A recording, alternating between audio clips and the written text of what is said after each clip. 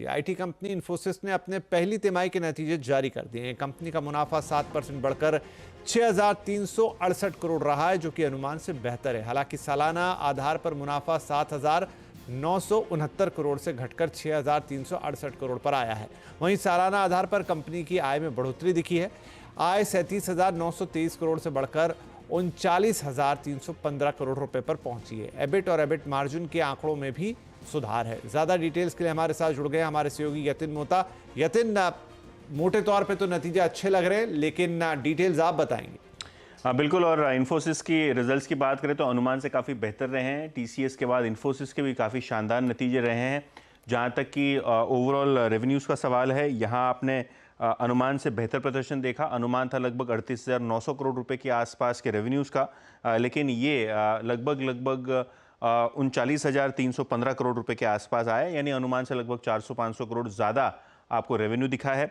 मुनाफे की बात करें तो 6200 करोड़ के मुनाफे का अनुमान के मुकाबले कंपनी ने लगभग 6400 करोड़ के आसपास की नेट प्रॉफिट की घोषणा की है। सबसे बेहतरीन प्रदर्शन रहा है एबिट मार्जिन फ्रंट पे, जो लगभग 20.5% के आसपास एक्सपेक्टेशन थी, लेकिन 21% से थोड़ा बेहतर परफॉर्मेंस इन्फोसिस ने इस क्वार्टर में किया है। सबसे इंपॉर्टेंट बात ये रही कि जो इनका गाइडेंस है उसको बढ़ा दिया गया है। जहाँ तक कि रेवेन्यू ग्रोथ गाइडेंस है, जो पिछले क्वार्टर 1 से 3% की रेंज कंपनी एक्सपेक्ट कर रही थी, अब इसको बढ़ा के 2 से 4% कर दिया, यानी दोनों बैंड्स में आपको सुधार आता हुआ दिखा है। हालांकि मार्जिन्स की बात करें तो रेवेन्यू गाइडेंस है उसके मुकाबले मार्जिन का गाइडेंस मेंटेन रखा गया है। 20 से 22% एबिट मार्जिन्स की जो गाइडेंस है वो इन्फोसिस ने बरकरार रखी है। हालांकि डील टीसीवी अनुमान था $4 बिलियन का, उसके सामने $100 मिलियन बेहतर प्रदर्शन, यानी $4.1 बिलियन के आसपास टीसीवी आई है। लेकिन जो एट्रिशन रेट है वो थोड़ा बिगड़ा हुआ है। लेकिन ओवरऑल अगर हम परफॉर्मेंस की बात करें तो अनुमान से बेहतर परफॉर्मेंस और प्रदर्शन इन्फोसिस का रहा है Q1 में। ठीक है, हम थोड़ी सी और बातचीत कर लेते हैं नतीजों पर। हमारे साथ SMIFS के शरद अवस्थी जुड़ गए हैं। अवस्थी साहब, बहुत स्वागत है आपका। कैसे लग रहे हैं आपको नतीजे? नतीजे तो लगभग ऑलराउंड पैरामीटर्स पे बीट ही हैं, चाहे टॉप लाइन, चाहे कांस्टेंट करेंसी हो, चाहे मार्जिन हो। और बेस्ट पार्ट है कि फॉरवर्ड गाइडेंस भी थोड़ी सी इंप्रूव की गई है, और थोड़ी सी क्या काफी डिसेंट इंप्रूव की गई। तो मुझे लगता है जो पिछले क्वार्टर की थोड़ी नर्वसनेस थी, अब ग्रेजुअली वो कवर अप हो जाएगी। प्राइसेस में तो कवर हो ही गई है, अब मोस्ट प्रोबेबली जो कमेंट्री आएगी वो और पॉजिटिव आनी चाहिए। तो शरद जी, पहले टीसीएस के नतीजे, अब इन्फोसिस के नतीजे, क्या लग रहा है इस बार थोड़ा आईटी ड्राइव करता हुआ दिख रहा है, थोड़ी बेटर पोजीशन में है? देखिए, आईटी ने ड्राइव तो किया ही है। अभी भी अगर आप लास्ट लेग देखें पिछले 2-3 हफ्तों में, तो काफी बढ़िया इंप्रूवमेंट हुई है, और मुझे लगता है ये ट्रेंड कंटिन्यू करेगा एटलीस्ट अगले 2-3 क्वार्टर। ओके, कल कुछ अनुमान? कल आखिरी दिन रहेगा इस हफ्ते के लिए, और इन्फोसिस के नतीजे आज बाजार बंद होने के बाद हम देख रहे हैं, तो कल के लिए कुछ एक अनुमान कैसा रहे, खुलेगा शेयर? एडीआर देख के मोटा मोटी आइडिया तो लग जाएगा, लेकिन मेरे हिसाब से 3 से 5% के बीच में कुछ भी इंप्रूवमेंट हो सकती है। ओके, चलिए शरद जी, बहुत शुक्रिया इन नतीजों पर हमसे बातचीत करने के लिए। तो इन्फोसिस के नतीजे, और ये रहे हैं अनुमान से बेहतर। नंबर्स एक्सप्लेन किए हमें यतिन साहब ने, और शरद कह रहे थे कि कल एक 3 से 5% का अपसाइड देखने को मिल सकता है। और आज ये क्लोजिंग, आज यहाँ पर भी शायद एक अनुमान था बाजार को कि अच्छे नतीजे आएंगे, करीब करीब 2% के ऊपर की क्लोजिंग आज इन्फोसिस ने दी थी। कल इंतज़ार रहेगा। चलिए थोड़ा आगे बढ़ते हैं, अब बजट की बात कर लेते हैं। 23 मार्च को पेश होने वाला बजट सिर्फ चालू कारोबारी साल के लिए नहीं होगा, बल्कि इस बजट में अगले 5 साल का ब्लूप्रिंट भी पेश होगा। क्या होगा इस ब्लूप्रिंट में, जानने के लिए हम बात करेंगे अपने सहयोगी लक्ष्मण रॉय से। लक्ष्मण, तो अगले 5 साल के लिए एक बड़ी तस्वीर, एक बड़ा खाका खींचेगा ये बजट। क्या क्या तैयारियां हैं सरकार की? देखिए, वैसे तो बजट एक कारोबारी साल के लिए होता है, लेकिन मुझे जो अलग अलग सूत्रों से संकेत मिल रहे हैं उसके मुताबिक ये बजट लेखा जोखा के लिहाज से तो चालू कारोबारी साल के लिए होगा, लेकिन ये बजट अगले पूरे 5 साल का एक आपको ब्लूप्रिंट पेश करता हुआ दिखेगा। मोदी सरकार के तीसरे कार्यकाल का एक पहला फुल बजट है, तो यहाँ पे सरकार ये बताने की कोशिश करेगी कि अगले 5 साल तक सरकार के किन किन मोर्चे पर ज़्यादा फोकस रहने वाला है, और इसके लिए 5 साल का एक रोड मैप आपको बजट भाषण में और फिर बजट की बारीकियों में आपको देखने को मिल सकता है। इसमें सबसे ज़्यादा फोकस रहेगा कि ज़रूरतमंदों तक बुनियादी सुविधाएं कैसे पहुंचाई जाए, लोगों की आजीविका को कैसे बेहतर किया जाए, तात्कालिक और लॉन्ग टर्म दोनों लिहाज से रोजगार पैदा करने पर खास फोकस होगा। रोजगार पैदा करने वाली इंडस्ट्री को इंसेंटिव दिया जाए, इस तरह के प्रस्तावों पर भी बजट से पहले चर्चा हो चुकी है। इसके अलावा मैन्युफैक्चरिंग सेक्टर के जरिए रोजगार कैसे बढ़ावा दिया जाए, निजी निवेश को कैसे बढ़ावा दिया जाए, ये भी एक महत्वपूर्ण होगा फोकस पॉइंट। और साथ ही साथ इसमें एक और महत्वपूर्ण है कि बार बार जो नीति आयोग की तरफ से रिपोर्ट आई थी कि गरीबी हटाने में काफ़ी हद तक कामयाबी मिली है, तो गरीबी हटाने का एक टारगेट दिया जाना और टारगेट कैसे पूरा करेंगे ये भी आपको इस बजट में महत्वपूर्ण तौर पर देखने को मिलेगा। तो रोजगार, ग्रामीण इलाकों पर फोकस, मैन्युफैक्चरिंग सेक्टर पर फोकस, और एक और महत्वपूर्ण बात वो है ग्रीन एनर्जी और ग्रीन इकोनॉमी पर काफ़ी ज़्यादा फोकस करता हुआ बजट आपको दिखेगा, जहां पे पर्यावरण का खास ख्याल रखते हुए सरकार किस तरीके से अर्थव्यवस्था में विकास लाएगी, इसका भी एक रोड मैप बजट में आपको देखने को मिल सकता है। तो 23 तारीख को जो बजट वित्त मंत्री पेश करेंगे, मुझे लगता है कि इसके आसपास कई सारे ऐलान आपको देखने को मिलेंगे। जी, बहुत शुक्रिया लक्ष्मण इस एक्सक्लूसिव के लिए। तो सभी की नजरें वित्त मंत्री पर टिकी हैं। बजट से उम्मीद पर आनंद राठी ने एक रिपोर्ट निकाली है। इस रिपोर्ट में क्या क्या खास है बताने के लिए एक बार फिर हम चलेंगे अपने सहयोगी यतिन मोता के पास। तो यतिन, क्या उम्मीदें हैं इस रिपोर्ट में बजट के लिए? जहाँ तक बजट ब्रोकरेज रिपोर्ट का सवाल है, आनंद राठी का मानना यह है कि जो फिस्कल डेफिसिट रहेगा वहाँ काफ़ी सरकार की डिसिप्लिन रहेगी। मौजूदा फाइनेंशियल ईयर यानी FY25 में जो वित्तीय घाटा है वो 5% तक सरकार रखने की कोशिश करेगी। हालांकि अगर आप देखें तो RBI का जो बड़ा डिविडेंड आया है उससे कहीं ना कहीं सरकार ये कोशिश करेगी कि वेलफेयर प्रोग्राम्स, रूरल कंजम्पशन और केपेक्स को बढ़ाया जाए। जहां तक कि सेक्टर्स का सवाल है, इंफ्रा, कैपिटल गुड्स और कंज्यूमर सेक्टर्स पे खास सरकार फोकस दे सकती है और रूरल कंजम्पशन को रिवाइव करने के लिए अफोर्डेबल हाउसिंग से लेके मनरेगा, नरेगा में जो आवंटन है उसको बढ़ा सकती है। जहां तक कि बजट स्टॉक आइडियाज़ का सवाल है, आनंद राठी को लगता है कि ऑटो सेक्टर में अशोक लेलैंड और TVS मोटर्स में खरीदारी करनी चाहिए। कैपिटल गुड्स में ABB, सीमेंस, क्यूमिंस उनको पसंद है।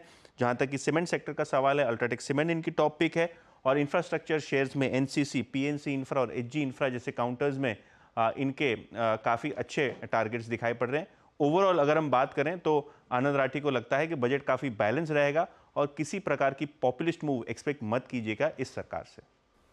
ओके, शुक्रिया यतिन इस जानकारी के लिए। और अब वक्त है बजट बोनांजा पिक्स का।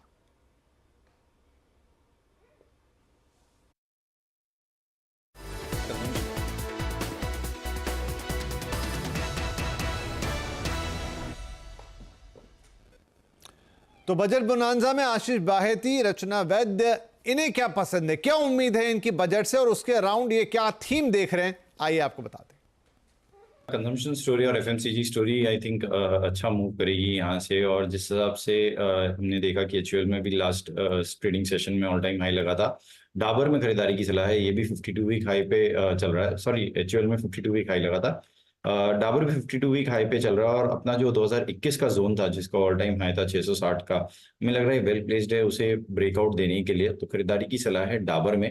630 का एक स्टॉप लॉस लगाना है। 650 और 660 के टारगेट्स हमें लगता है बजट सेशन तक देखने इसमें मिल सकते हैं। टाटा कंज्यूमर, मेरे हिसाब से कंजम्पशन को बूस्ट मिलना चाहिए बजट के बाद। और यहाँ पे being a consumer name, consumption name, यहाँ पे एक अपस्विंग आना चाहिए। टेक्निकली ये चार्ट पे बहुत बढ़िया तरीके से प्लेस्ड है। यहाँ पे अगर आप डेली चार्ट पे देखें तो ट्रेंड इज पॉजिटिव, साथ में we have a pull back, और पुल बैक के बाद there is a trend resumption.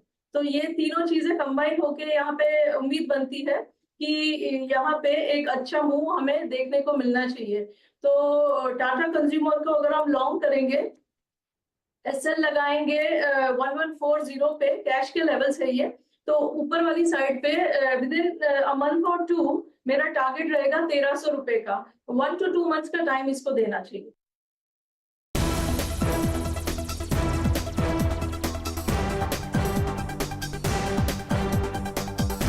Budget का दिन बहुत इम्पोर्टेंट है।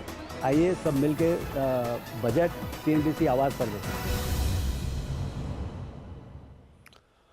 अब बात कर लेते हैं बाजार की। निफ्टी एक्सपायरी के दिन बाजार में आज जोश हाई रहा। सेंसेक्स निफ्टी नए शिखर पर बंद हुए। सेंसेक्स 627 पॉइंट चढ़ा और 81,343 पर गया। निफ्टी करीब 24,801 पर बंद हुआ और 188 पॉइंट चढ़ा। वहीं इंट्राडे की बात करें तो इंट्राडे में सेंसेक्स ने 81,522 तक का लेवल छुआ और निफ्टी ने 24,837 तक का रिकॉर्ड स्तर बनाया। हालांकि आज के बाजार में मिड कैप स्मॉल कैप शेयरों में थोड़ा दबाव दिखा। एफएमसीजी, बैंकिंग, ऑटो इंडेक्स आज बढ़त पर बंद हुए तो पीएससी, मेटल, रियल्टी शेयरों पर आज दबाव का दिन था। नीट यूजी परीक्षा मामले पर सुप्रीम कोर्ट में सुनवाई हुई। सुप्रीम कोर्ट ने परीक्षा की शुचिता पर फिर सवाल उठाए। सीजीआई ने कहा कि पेपर लीक हुआ या नहीं, आप हमें कुछ ठोस आधार दें। इस खबर पर और ज्यादा अपडेट ले लेते हैं। हमारे साथ हैं हमारे सहयोगी असीम मनचंदा। तो असीम, आज की सुनवाई में क्या कुछ रहा और आगे क्या दिखाई दे रहा है? देखिए, आज फिर सुप्रीम कोर्ट ने पेपर की सैंक्टिटी के ऊपर सवाल उठाए।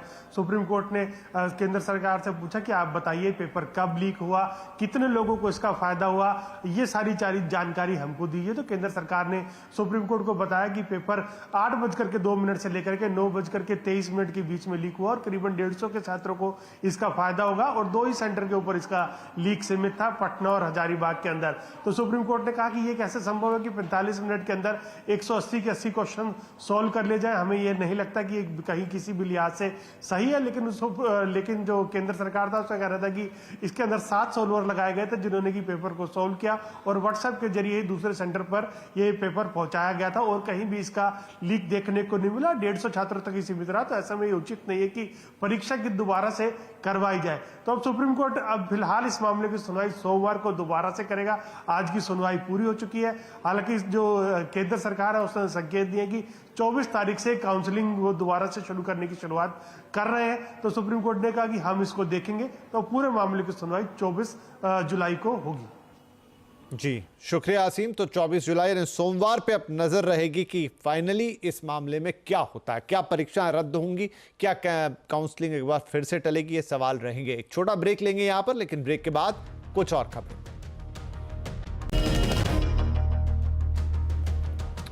Welcome back. आप देख रहे हैं आवाज समाचार और अब हम कुछ और खबरों का रुख करेंगे। यूपी बीजेपी में खींचतान चल रही है। सीएम योगी की बैठक में दोनों डिप्टी सीएम नहीं पहुंचे। इसे लेकर कई चर्चाएं गर्म हैं। वहीं यूपी बीजेपी अध्यक्ष ने हार के कारणों की समीक्षा पर अपनी रिपोर्ट पीएम मोदी को सौंप दी है। साथ ही योगी आदित्यनाथ ने एक टीम बनाई है जिसमें दोनों डिप्टी सीएम नहीं हैं। सहयोगी पायल मेहता हमारे साथ हैं, उनसे समझेंगे यूपी की सियासत में इस वक्त क्या पक रहा है। पायल, क्या हो रहा है उत्तर प्रदेश में, क्या संकेत मिल रहे हैं? देखिए, अगर जहाँ तक उत्तर प्रदेश की बात है, हम सब जानते हैं कि हाल ही में जो लोकसभा के चुनाव हुए थे उसमें भारतीय जनता पार्टी का परफॉर्मेंस अच्छा नहीं था। ये बात हर किसी को पता है। पर ये क्यों अच्छे नहीं था, इसी की रिपोर्ट दी गई है कल पार्टी अध्यक्ष जेपी नड्डा को, प्रधानमंत्री नरेंद्र मोदी को और अमित शाह को। जो भूपेंद्र चौधरी हैं, जो मुखिया हैं स्टेट के, उन्होंने एक रिपोर्ट सौंपी जिसमें 15 पेज की रिपोर्ट है, जिसमें यह भी आकलन किए गए सीट बाय सीट के बीजेपी की परसेंटेज कितनी थी, उसके बाद आगे क्या हुआ और क्यों कम हुआ परसेंटेज।